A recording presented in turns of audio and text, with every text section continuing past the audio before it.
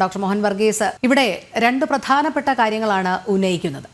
ഭാരതം സ്വീകരിച്ചിരിക്കുന്ന ഭീകരവാദത്തിനെതിരായ നിലപാടും അതോടൊപ്പം ഓപ്പറേഷൻ സിന്ദൂറിനെ കുറിച്ച് ലോകരാഷ്ട്രങ്ങൾക്ക് മുൻപിൽ വിശദീകരിക്കുന്നതിനുള്ള പ്രതിനിധി സംഘത്തിൽ തീരുമാനിച്ചിരിക്കുന്ന വ്യക്തികളും.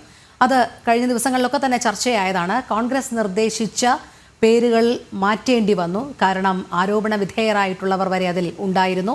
പക്ഷേ നിർദ്ദേശിക്കാത്ത പരിണിതപ്രജ്ഞനായ ശശി തരൂരിനെ അതിൽ ഉൾപ്പെടുത്തി. അതിൽ കോൺഗ്രസിനുള്ളിൽ വലിയ രീതിയിലുള്ള അമർഷം പുകയുകയും അവർ കോൺഗ്രസിന്റെ ന്യായീകരണമായി ഉയർത്തിക്കാട്ടിയത് അവർ നിർദ്ദേശിച്ച പേരുകൾ കേന്ദ്ര സർക്കാർ മാറ്റിയത് രാഷ്ട്രീയ പ്രേരിതമായിട്ടാണ് എന്നായിരുന്നു. പക്ഷേ ആ ലിസ്റ്റ് പരിശോധിക്കുകയാണെങ്കിൽ നമുക്ക് വ്യക്തമാകും, എല്ലാവർക്കും തുല്യ പ്രാധാന്യം നൽകിക്കൊണ്ട് പ്രാതിനിധ്യം നൽകിക്കൊണ്ടുള്ള 7 സംഘങ്ങൾ ആണ് നമ്മുടെ ലോകരാഷ്ട്രങ്ങൾക്ക് മുൻപിൽ ഈ വിഷയം അവതരിപ്പിക്കുന്നതിനായി മുന്നോട്ട് പോകുന്ന പ്രതിനിധി സംഘത്തിലുള്ളത്. അതിൽ പലരും നേതൃനിരയിലേക്ക് എത്തിയിട്ടുള്ള പലരും തന്നെ പ്രതിപക്ഷ സ്ഥാനത്തുള്ളവരുമാണ് എന്നുള്ളതാണ്. ഇവിടെ കൃത്യമായൊരു നിലപാട് ഭാരതം വ്യക്തമാക്കുന്നു രാജ്യത്തിനകത്ത് നിന്നുകൊണ്ട്.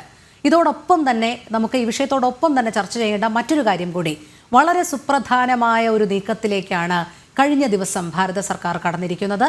ബംഗ്ലാദേശിനും ചൈനയ്ക്കുമെതിരെയുള്ള ഒരു നിലപാട്, അതായത് വടക്ക് കിഴക്കൻ സംസ്ഥാനങ്ങളെ കേന്ദ്രീകരിച്ചുകൊണ്ട് 167 കിലോമീറ്റർ ദീർഘമുള്ള റോഡ് നിർമ്മാണം, ദേശീയപാത നിർമ്മാണം. അതിൽ എങ്ങനെയാണ് എന്ന് വെച്ചാൽ അത് സൈനിക ഉപയോഗത്തിനു കൂടി വരുത്താവുന്ന തരത്തിലേക്കുള്ള ഒരു റോഡ് നിർമ്മാണമാണ് എന്നുള്ളതാണ്. നമ്മുടെ വിമാനങ്ങൾ, അതായത് സൈനിക വിമാനങ്ങൾ, ടാങ്കുകൾ അടക്കം അവ ഉപയോഗിക്കാൻ സാധിക്കുന്ന തരത്തിലുള്ള റോഡ്. ഒരു ഭാഗത്ത് പാകിസ്ഥാനെതിരെ ശക്തമായ താക്കീത് നൽകി നയതന്ത്ര തലത്തിൽ ആദ്യം, തുടർന്ന് ഓപ്പറേഷൻ സിന്ദൂറിലൂടെ. അതേസമയം തന്നെ നമുക്ക് നിരന്തര ശല്യമായി കൊണ്ടിരിക്കുന്ന ബംഗ്ലാദേശിനെതിരെയും ചൈനയ്ക്കെതിരെയുമുള്ള നിലപാടുമായി ഭാരതം മുന്നോട്ട് പോകുന്നു. ഇത് രണ്ടും അന്താരാഷ്ട്ര തലത്തിൽ രാജ്യത്തിനുള്ളിലുള്ള ശക്തികളുടെ നാവടപ്പിക്കുന്ന നീക്കത്തിലേക്കാണ് ഇപ്പോൾ ഈ പ്രതിനിധി സംഘത്തെ കൂടി അയക്കുന്നതിലൂടെ ഭാരത സർക്കാർ മുന്നോട്ട് വയ്ക്കുന്നത്, അല്ലേ? അതായത് രാജ്യത്തിനകത്തും രാജ്യത്തിന് പുറത്തും ഭാരതത്തിനെതിരെ ആരൊക്കെ ശബ്ദമുയർത്തുന്നോ അവരുടെയൊക്കെ നാവടപ്പിക്കുക, തന്ത്രമായി തന്നെ, തന്ത്രവും നയതന്ത്രവുമായി മുന്നോട്ട് പോകുന്ന സമീപനമല്ലേ ഇപ്പോൾ ഭാരത സർക്കാർ സ്വീകരിച്ചിരിക്കുന്നത്? അങ്ങനെ തന്നെയാണ് രോഹിണി സ്വീകരിച്ചിരിക്കുന്നത്. രാജ്യത്തിനകത്ത് ഗവൺമെന്റിനും രാജ്യത്തിൻ്റെ സ്റ്റെബിലിറ്റിക്കും എതിരായി ശബ്ദങ്ങൾ ഉയരുന്നുണ്ട്.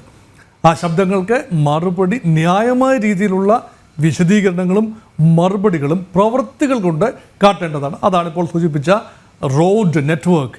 അതായത് വടക്ക് കിഴക്കൻ സംസ്ഥാനങ്ങൾ ഭാരതത്തിൻ്റെ മുഖ്യധാര ഒരു ഭൂപ്രദേശത്ത് നിന്നും അടർത്തി മാറ്റപ്പെടാതിരിക്കണമെങ്കിൽ ചിക്കൻ നെക്ക് മേഖല, അതായത് സിലിഗുരി പാസ് ബലമാകണം. അതുമാത്രമല്ല അടിസ്ഥാന സൗകര്യങ്ങൾ ഈ വടക്കിഴക്കൻ സംസ്ഥാനങ്ങളിലെ ചൈനീസ് അതിർത്തി ഉള്ള സ്ഥലങ്ങളിലെ അടിസ്ഥാന സൗകര്യങ്ങൾ വർദ്ധിക്കണം. അതുകൊണ്ടാണ് അവിടുത്തെ ഒരു റോഡ് നെറ്റ്വർക്ക്.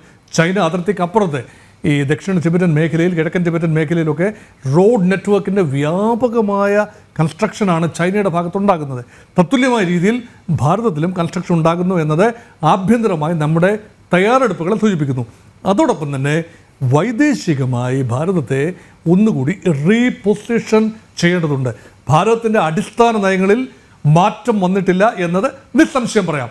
നമ്മുടെ അടിസ്ഥാന നയമാണ് സ്ട്രാറ്റജിക് ഓട്ടോണമി. നമ്മുടെ വിഷയങ്ങളിൽ നമ്മൾ ആത്യന്തികമായ തീരുമാനമെടുക്കും. ദേശീയ താല്പര്യം മുൻനിർത്തി തന്നെ. അതിൽ പ്രധാനപ്പെട്ട ഒരു താല്പര്യം കാശ്മീർ തന്നെയാണ്. നമ്മുടെ അഖണ്ഡതയുമായി ബന്ധപ്പെട്ട താല്പര്യമാണ്. അതേക്കുറിച്ച് അമേരിക്കൻ പ്രസിഡന്റ് ട്രംപ് ആകട്ടെ, മറ്റ് ലോക നേതാക്കളാകട്ടെ അഭിപ്രായം പറയേണ്ട കാര്യമില്ല.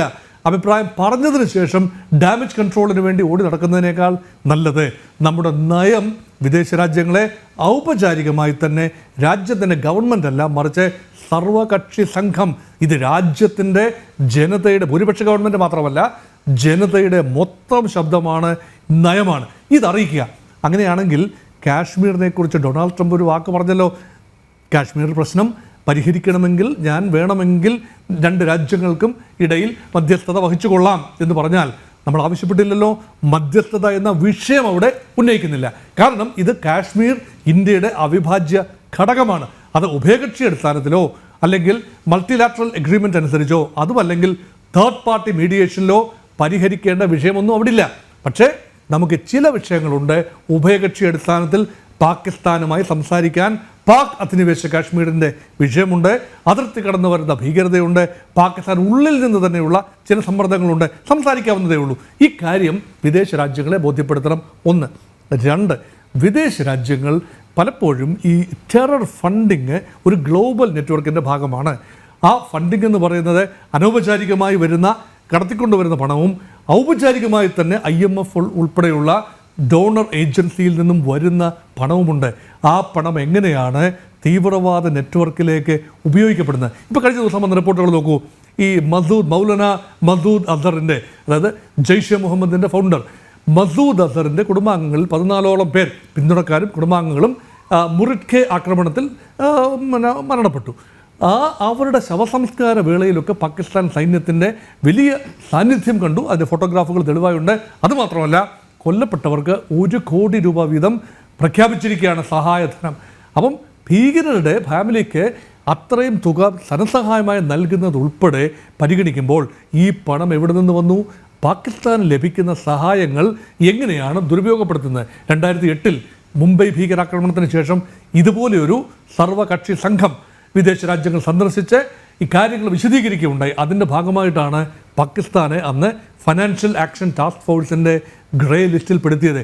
ഒരിക്കൽ കൂടി ആ ഗ്രേ ലിസ്റ്റിൽ ഉൾപ്പെടുത്തുകയാണെങ്കിൽ കഴിഞ്ഞ ആഴ്ച IMFൻ്റെ ലോൺ വിതരണം നടന്നതുപോലെയുള്ള അസംബന്ധ നാടകങ്ങൾ ഒഴിവാക്കാൻ സാധിക്കും. ഇതൊക്കെ ഇന്ത്യയുടെ ആഗ്രഹങ്ങളാണ്. അതുമാത്രമല്ല, ഈ ആക്രമണവുമായി ബന്ധപ്പെട്ട്, ഇന്ത്യയുടെ പ്രത്യാക്രമണവുമായി ബന്ധപ്പെട്ട് ഇന്ത്യ നടത്തിയിട്ടുള്ള നിർണായകമായ നീക്കങ്ങൾ, നമ്മുടെ ഒരു നയം, ഇത് പറയേണ്ടതുണ്ട്. കാരണം നാളെയും ഇത് സംഭവിക്കാം. അതുകൊണ്ട് ഇന്ത്യയുടെ നിലപാട് ഇതായിരിക്കും. അതിർത്തി കടന്നു വരുന്ന ഭീകരതയെ നമ്മൾ എതിർക്കുന്നത് നിശ്ചിതമായ മാർഗങ്ങളുണ്ട്.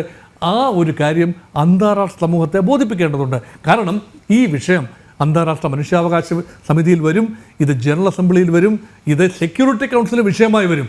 അതുകൊണ്ട് ലോകരാജ്യങ്ങളുടെ മനസ്സുകളെ ജനറൽ അസംബ്ലി ചർച്ചകൾക്ക് മുമ്പായി ലോക മനസാക്ഷി ഉണരണം. സെക്യൂരിറ്റി കൗൺസിലിലെ സ്ഥിരാംഗങ്ങൾ, പ്രത്യേകിച്ച് വീറ്റോ അധികാരമുള്ള America, Russia, China, France, Britain, ഈ 5 രാജ്യങ്ങളെ വ്യക്തമായി കാര്യങ്ങൾ ധരിപ്പിക്കേണ്ടതുണ്ട്. അവിടെ ചൈന മാത്രമാണ് വ്യക്തമായി കാര്യങ്ങൾ മനസ്സിലാക്കിയിട്ട് പോലും പാക് പക്ഷപാതത്തെ നിലപാട് സ്വീകരിക്കുന്നത്. പക്ഷേ മറ്റ് രാജ്യങ്ങളെങ്കിലും ഈ നേതാക്കൾ സന്ദർശിക്കുകയും കാര്യങ്ങൾ ബോധ്യപ്പെടുത്തുകയും ചെയ്യേണ്ട ആവശ്യകതയാണ് ഇതിന് പിന്നിലുള്ളത്. അതുകൊണ്ട് വ്യക്തമായ മാൻഡേറ്റാണ് സർവകക്ഷി സംഘത്തിനുള്ളത്. പിന്നെ ഇതിന് പിന്നിലെ ശശി തരൂരിനെ തിരഞ്ഞെടുത്തു. ഇതൊക്കെ എന്താണ് ഈ വിവാദമെന്ന് എനിക്ക് മനസ്സിലാകുന്നില്ല. കാരണം ശശി തരൂരിനെ പോലെ നാച്ചുറൽ പിക്ക് എന്ന് പറയുന്ന 2 കാരണങ്ങളാലാണ്. അദ്ദേഹം ഒരു പൊളിറ്റിക്കൽ കോട്ടയിൽ വരേണ്ട ആളല്ല.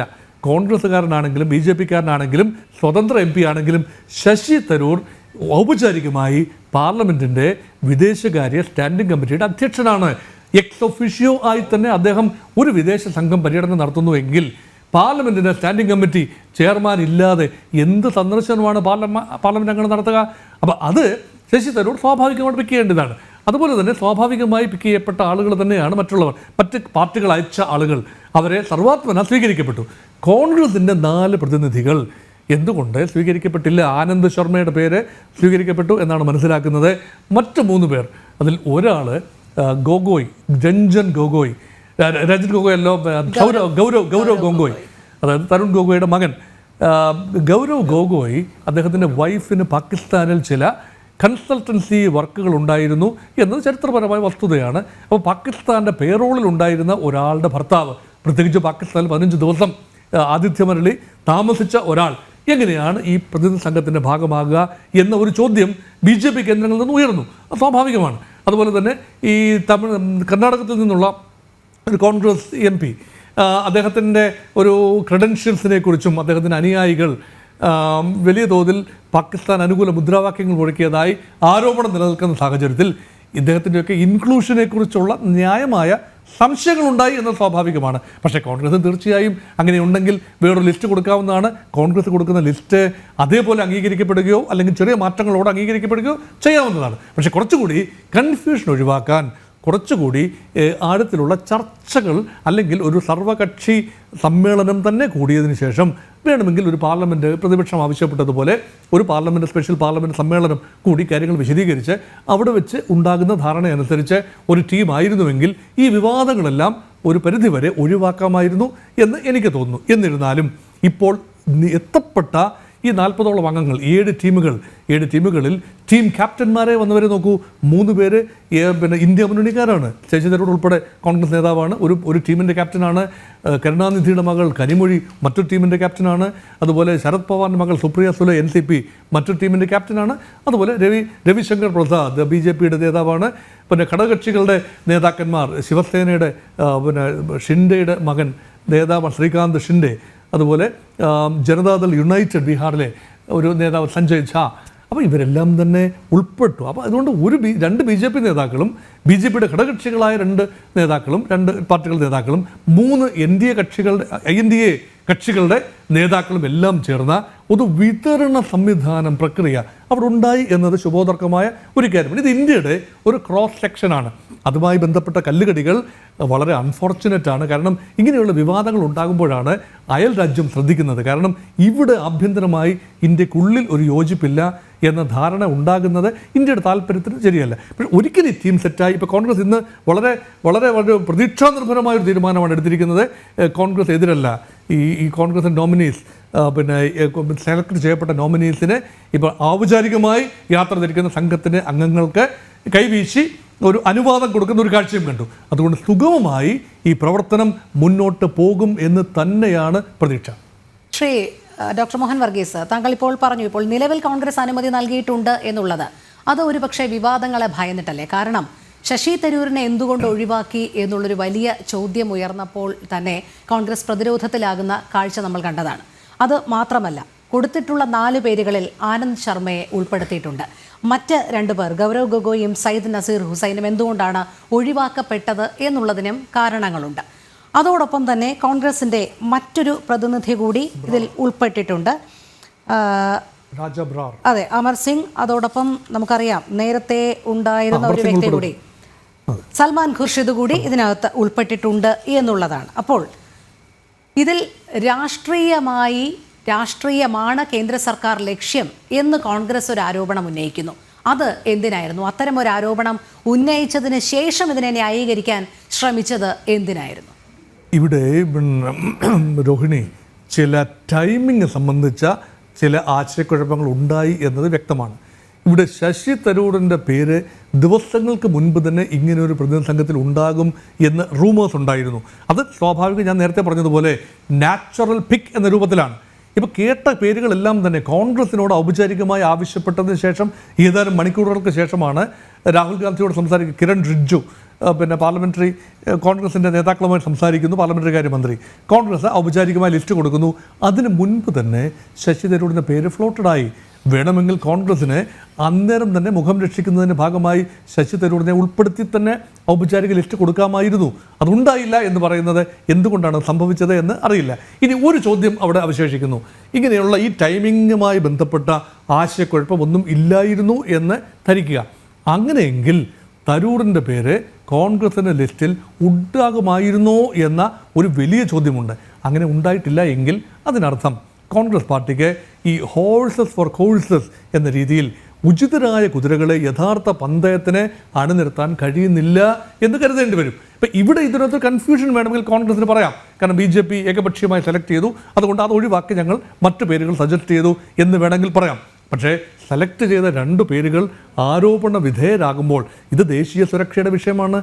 ഇതൊരു വെറും സൗഹൃദ സന്ദർശനമല്ല. They are on a mission, വളരെ വ്യക്തമായ വെൽ ഡിഫൈൻഡ് മിഷൻ. അത് രാജ്യത്തിൻ്റെ ഈ നയം, അഭിപ്രായം, അത് ഗവൺമെൻറ്റിൻ്റെ അഭിപ്രായമല്ല, അത് രാജ്യത്തിന്. ഗവൺമെൻറ് അഭിപ്രായമാണെങ്കിൽ എല്ലാ സർവകക്ഷി സംഘം പോകേണ്ട ആവശ്യമില്ല. മന്ത്രിമാരുടെ ഒരു സംഘം പോയാൽ മതി, ഒരു മിനിസ്റ്റീരിയൽ ടീമിനെ അയച്ചാൽ മതി, അല്ലെങ്കിൽ വിദേശകാര്യമന്ത്രി വിശദീകരിച്ചാൽ മതിയാകും. അത് ഗവൺമെൻറ്റിൻ്റെ നിലപാടാണ്. അങ്ങനെയല്ല, ഇത് രാജ്യത്തിൻ്റെ ജനതയുടെ ആകമാന നിലപാടാണ്. പരമ്പരാഗതമായുള്ള ഇന്ത്യയുടെ പോളിസിയും ഇപ്പോഴത്തെ ഒരു ചെറിയ രീതിയിലുള്ള മാറ്റങ്ങളും എല്ലാം ഉൾക്കൊള്ളുന്ന ഒന്നാണ്. ഇതൊരു തുടർച്ചയുടെ ഭാഗമാണ്. അതുകൊണ്ടാണ് സർവകക്ഷി സംഘം അവിടെ കോൺഗ്രസ് പാർട്ടി എടുത്ത ഒരു നിലപാട്. ഇപ്പോൾ കോൺഗ്രസിനോട് ചോദിക്കണമായിരുന്നു, ചോദിച്ചു, ലിസ്റ്റ് കൊടുത്തു, അത് പൂർണ്ണമായി ഉൾക്കൊണ്ടില്ല. അതേക്കുറിച്ചുള്ള ആശയക്കുഴപ്പം അവിടെ നിലനിൽക്കുന്നു. ഇപ്പോഴും പൂർണ്ണമായി ഉൾപ്പെടുത്തിയിട്ടില്ല. പക്ഷേ കോൺഗ്രസ് ആ ലിസ്റ്റ് അംഗീകരിച്ച സ്ഥിതിക്ക് ആ വിവാദം അവിടെ അവസാനിപ്പിച്ച് ഒരേ തരത്തിൽ പ്രതിപക്ഷവും ഭരണപക്ഷവും മുന്നോട്ട് പോവുക എന്നത് തന്നെയാണ് ഏറ്റവും കരണീയമായ ഒരു കാര്യം. അതിനകത്ത് ലാഭനഷ്ടങ്ങൾ, രാഷ്ട്രീയമായ ലാഭനഷ്ടങ്ങൾ അളക്കാനാണ് കോൺഗ്രസോ ഭാരതീയ ജനതാ പാർട്ടിയോ ശ്രമിക്കുന്നത് എങ്കിൽ ആത്യന്തികമായ നഷ്ടം ദേശീയ താല്പര്യത്തിന് തന്നെയായിരിക്കും. ഇത് രണ്ട് കക്ഷികളും മനസ്സിലാക്കുന്നതാണ് നന്ന്.